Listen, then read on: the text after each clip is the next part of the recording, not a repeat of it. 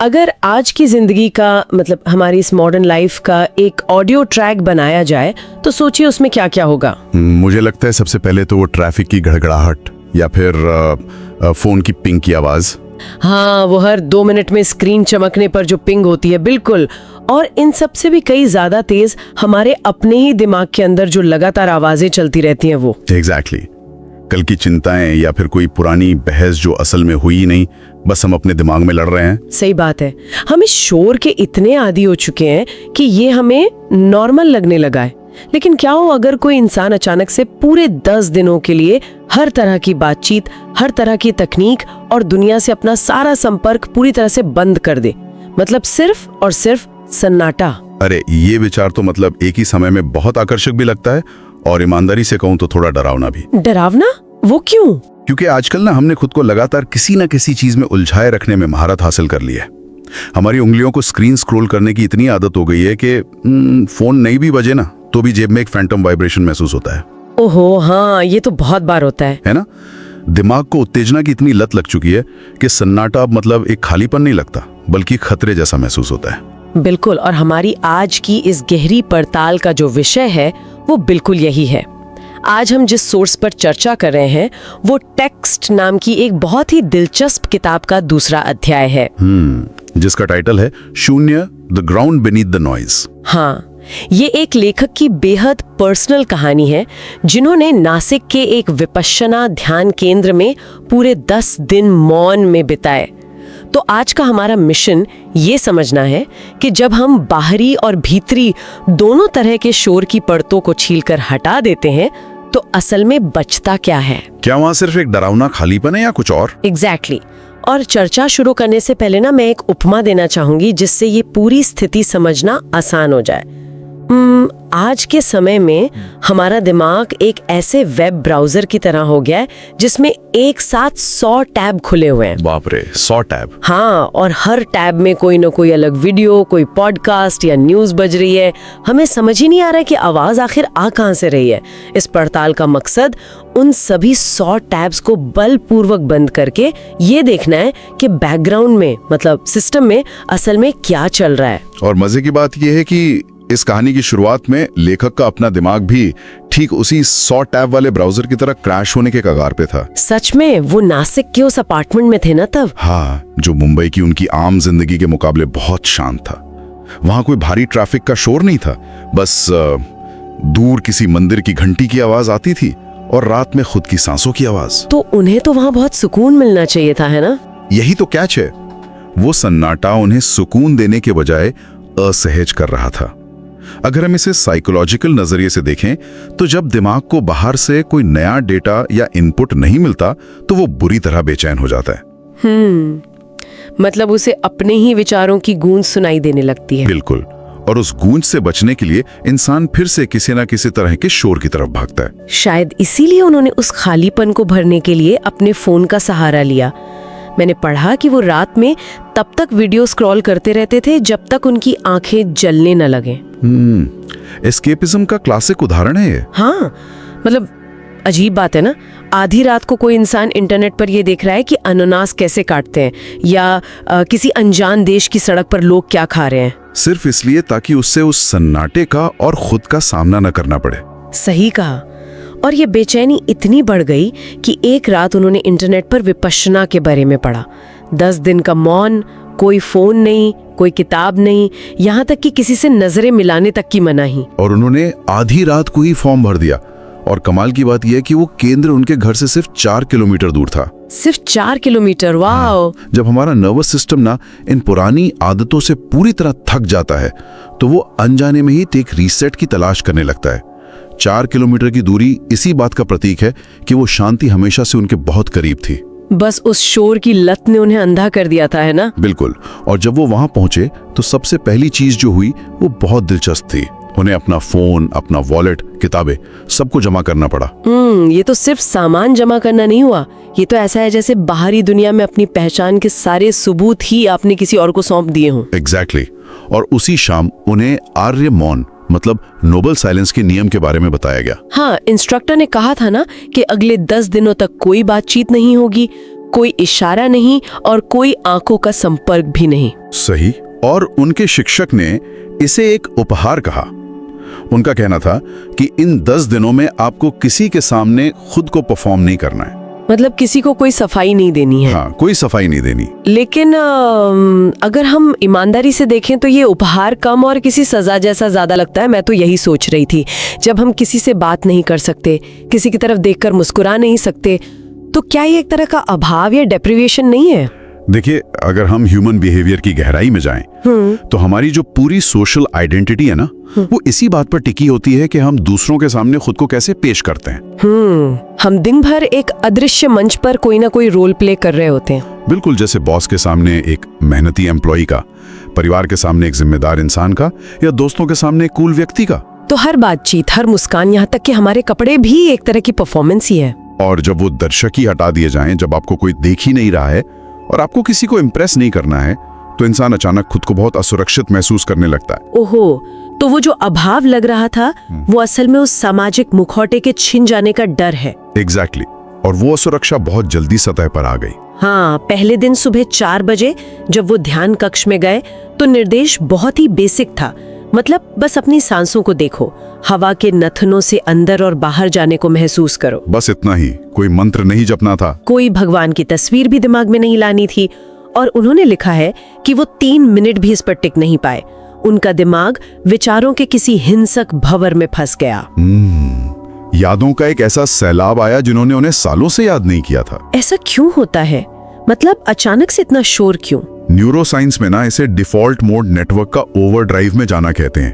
जब हम किसी काम में बिजी होते हैं तो हमारा दिमाग उस काम पे फोकस रहता है। ओके। लेकिन जैसे ही हम कुछ करना बंद कर देते हैं तो दिमाग का ये डिफॉल्ट मोड चालू हो जाता है, बिना किसी बाहरी भटकाव के। हाँ, बिना फोन या काम के दिमाग अपनी ही दबी हुई उथल पुथल को बाहर फेंकने लगता है।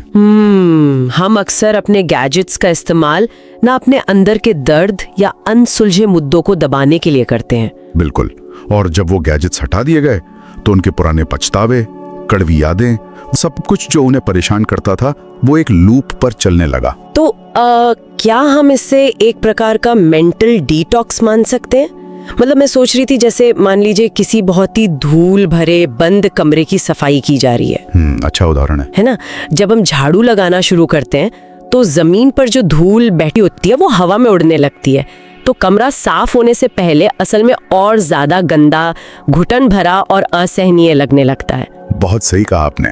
और शुरुआत के 2-3 दिनों की वो जो मानसिक पीड़ा थी, वो शायद वही उड़ती हुई धूल थी। और उस धूल में सिर्फ आज का कचरा नहीं होता, बल्कि सालों पुराना मलबा होता है, जिसे हमने अपनी सुविधा के लिए बस कालीन के नीचे सरका दिया था। और दूसरे और तीसरे दिन ना, ये स्थिति सचमुच असहनीय हो गई थी। हाँ, उनका दिमाग एक बाढ़ आई हुई नदी की तरह उफान पर था। और सिर्फ दिमाग ही नहीं, उनके शरीर में ऐसा दर्द होने लगा जो उन्होंने पहले कभी महसूस नहीं किया था। पीठ जल रही थी, घुटने जवाब दे रहे थे। वो 50 लोगों के बीच हॉल में बैठे थे, लेकिन बस वहां से भाग जाना चाहते थे।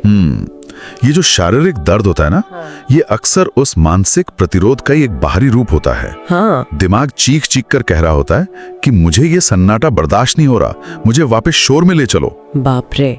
तो फिर जब दिमाग उस शोर को पैदा करते करते पूरी तरह थक जाता है, तब क्या होता है? यही तो टर्निंग पॉइंट है। हाँ, क्योंकि चौथे दिन की सुबह किताब में एक बहुत बड़े बदलाव का जिक्र है। लेखक वैसे ही बैठे थे, शारीरिक दर्द अभी भी था, लेकिन अचानक उन्होंने सांस के अंदर जाने और बाहर आने के बीच एक गैप महसूस किया। एग्जैक्टली 1 या 2 सेकंड का अंतराल जहां कोई विचार नहीं था। उन्होंने इसे एक स्पेशियस नथिंग, मतलब एक विशाल शून्यता कहा है। ये वो पॉइंट है जहां मानसिक संघर्ष टूट जाता है। देखिए, दिमाग कोई मशीन नहीं है, वो अनंत काल तक विचारों का तूफान पैदा नहीं कर सकता, वो भी थकता है। जैसे कोई बच्चा जो जिद में बहुत देर तक रोता रहता है और फिर थक कर चुप हो जाता है। हाँ, जब उसके आंसू खत्म हो जाते हैं तो वो एक गहरी शांति में डूब जाता है। वो जो शून्यता उन्होंने महसूस की, वो जबरदस्ती विचारों को रोकने का नतीजा नहीं थी, बल्कि दिमाग के हार मान लेने और एक स्वाभाविक ठहराव में आ जाने का परिणाम थी। वाओ! और 5वें दिन तक आते आते ये अंतराल बढ़ने लगा। और दिलचस्प बात यह है कि सिर्फ उनके अंदर ही नहीं, बल्कि उस पूरे ध्यान कक्ष का माहौल बदल गया था। 50 लोग जब एक ही लय में सांस ले रहे हों और उनका मानसिक शोर शांत हो गया हो तो कमरे में एक कलेक्टिव पल्स पैदा होती है। हाँ, एक सामूहिक स्पंदन। वो सन्नाटा कोई मृत या खाली चीज नहीं लग रहा था, उसकी एक बनावट थी। हवा खुद जिंदा महसूस हो रही थी। लेकिन असली कहानी में जो सबसे बड़ा मोड़ आता है वो तब आता है जब उन्हें पगोड़ा में भेजा गया। ओहो, पगोड़ा का अनुभव तो पढ़ते हुए ही रोंगटे खड़े कर देता है। पगोड़ा इस पूरे अभ्यास का एक बहुत ही गहरा और मैं कहूँगा तीव्र चरण होता है। आप थोड़ा समझाएंगे कि ये होता क्या है? हाँ, ये एक ऐसा ढांचा होता है जिसमें छोटी छोटी मतलब एकदम पर्सनल कोठरियां बनी होती हैं। एक अलमारी से भी छोटी जगह जहां बस एक गद्दा आ सकता था और बाहर से कोई रोशनी अंदर नहीं आती थी। बिल्कुल गोप अंधेरा।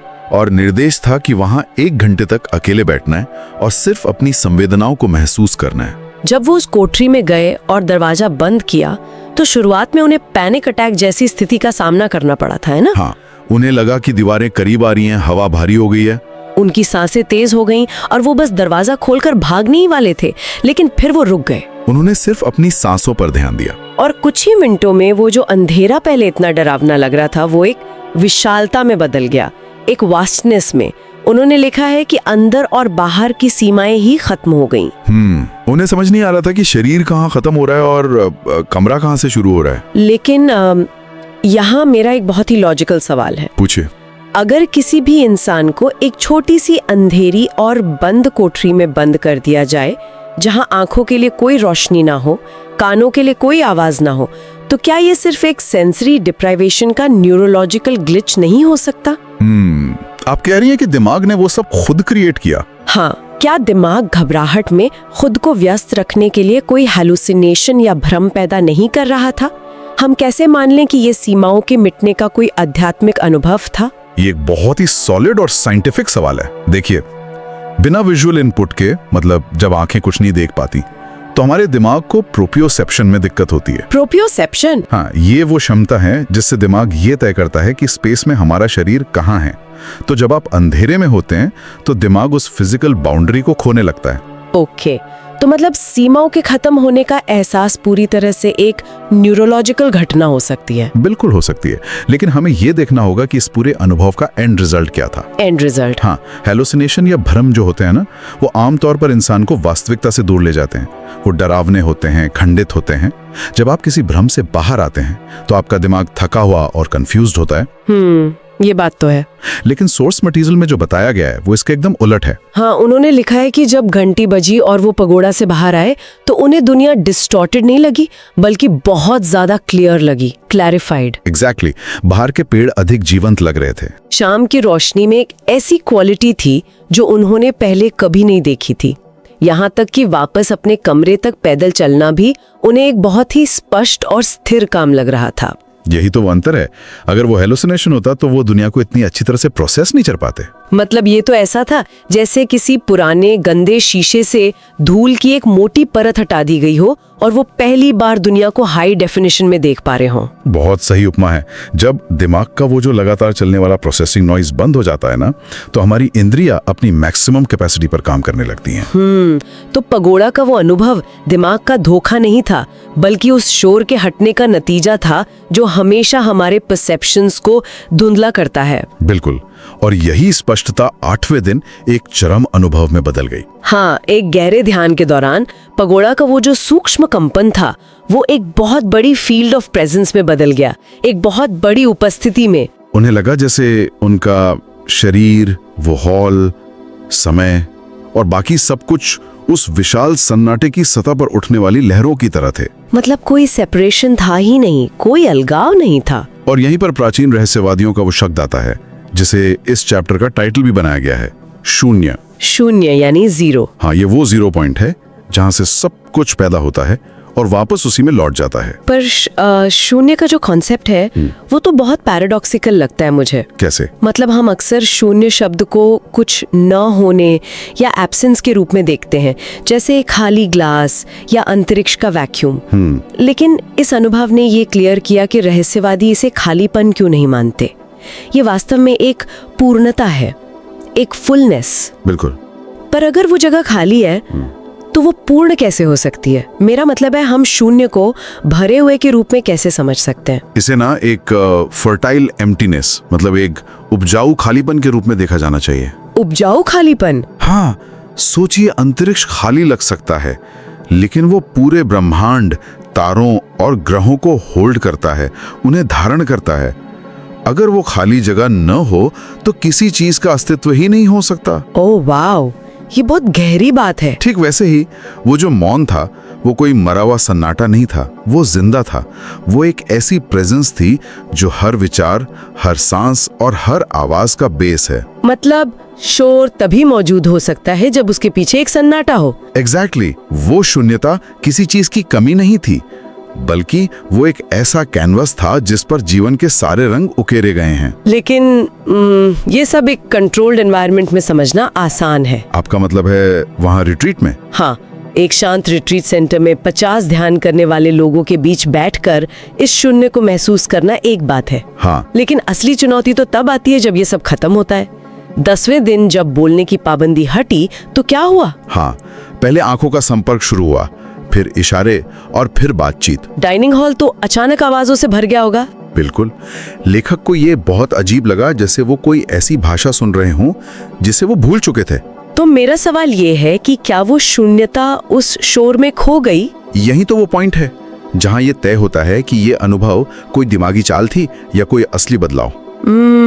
तो किताब क्या कहती है? सोर्स के मुताबिक जब बातचीत शुरू हुई तो वो मौन खत्म नहीं हुआ, वो गायब नहीं हुआ। अच्छा। बल्कि वो उन सभी आवाजों के नीचे एक ग्राउंड नोट की तरह बजता रहा। आवाजें थीं, लोग हंस रहे थे, बात कर रहे थे, लेकिन उनके अंदर का वो जो विशाल सन्नाटा था वो अभी भी मौजूद था। वाओ, मतलब शोर अब उस सन्नाटे को ढंक नहीं पा रहा था। एग्जैक्टली। और ये बात शहर लौटने पर और भी पुख्ता हो गई। जब वो वापस नासिक के अपने उसी अपार्टमेंट में लौटे। हाँ, तब तो शहर का ट्रैफिक और भी ज्यादा तेज लग रहा था, लेकिन अब ना उनके पास एक रेफरेंस पॉइंट था। उन्हें पता था कि उस सारे शोर के नीचे असल में क्या है। मैं ना इसे एक और उपमा से समझाना चाहूंगी। हाँ, बताइए। ये बिल्कुल दिन के समय तारों को देखने जैसा है। तारे तो आसमान में दिन में भी हमेशा मौजूद होते हैं ना? बिल्कुल होते हैं। लेकिन सूरज की तेज रोशनी उन्हें छिपा देती है। तो तारों को देखने के लिए आपको अंतरिक्ष में जाके नए तारे नहीं बनाने पड़ते। आपको बस सूरज की रोशनी के हटने का इंतजार करना पड़ता है। एग्जैक्टली। हमारे दिमाग का शोर उस सूरज की रोशनी की तरह ही है। क्या बात है, बहुत खूबसूरत तरीके से समझाया आपने। और ये समझना बहुत जरूरी है कि मौन कोई ऐसी चीज नहीं है जिसे 10 दिन की कड़ी मेहनत से पैदा किया जाता है। मतलब विपश्यना ने उन्हें वो सन्नाटा नहीं दिया था। नहीं, उस गुफा या पगोड़ा ने वो मौन क्रिएट नहीं किया था।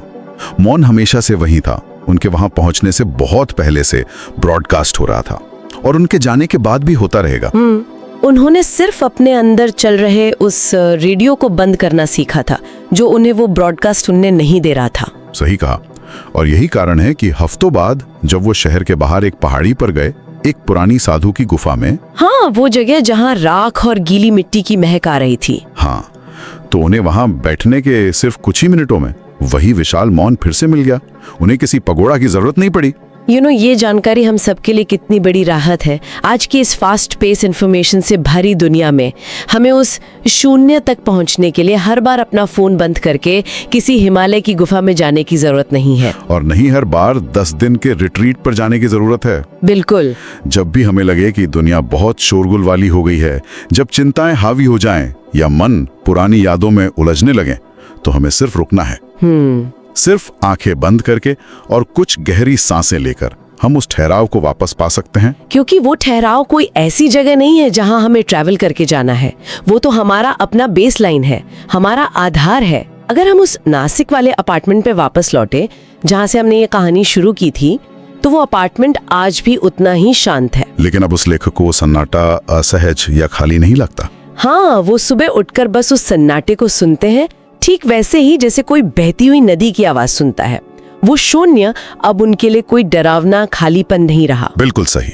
इस पूरी चर्चा को समेटते हुए ना एक बहुत ही गहरे विचार की ओर ध्यान जाता है। लेखक ने अपने अनुभव से ये समझा कि मौन कभी गायब नहीं था। वो खुद ही इतना शोर कर रहे थे कि उन्हें पता ही नहीं चला कि मौन ही उनका असली घर है। बहुत पावरफुल थॉट है ये, है ना? और ये सुनने वालों के लिए, हम सभी के लिए एक बहुत ही प्रोवोकेटिव सवाल खड़ा करता है। वो क्या? क्या हमारा पूरा व्यक्तित्व, हमारी सारी चिंताएं, हमारी फ्यूचर प्लानिंग्स, हमारे सोशल मीडिया प्रोफाइल्स और वो हर चीज जिसे हम अपनी आइडेंटिटी मानते हैं, क्या भी सिर्फ उस 100 टैब वाले ब्राउजर का सतह का शोर है? उन सभी टैब्स को पूरी तरह से बंद कर दें तो उस शून्य के भीतर हमारा असली स्वरूप क्या बचता है? बहुत गहरा सवाल है। क्या हम महज वो विचार हैं जो हमारे दिमाग में चलते हैं, या हम असल में वो शांत स्पंदन है, वो साइलेंस है जिस पे ये विचार उठते और गिरते हैं? ये एक ऐसा सवाल है जो हमें अपनी शोर शराबे वाली दुनिया में भी अपने भीतर उस सन्नाटे की पड़ताल करने के लिए इनवाइट करता है। बिल्कुल, और मुझे लगता है कि इस पर हम सबको आज थोड़ा वक्त निकालकर सोचना चाहिए। तो आज की इस गहरी पड़ताल को हम इसी विचार के साथ यहीं विराम देते हैं।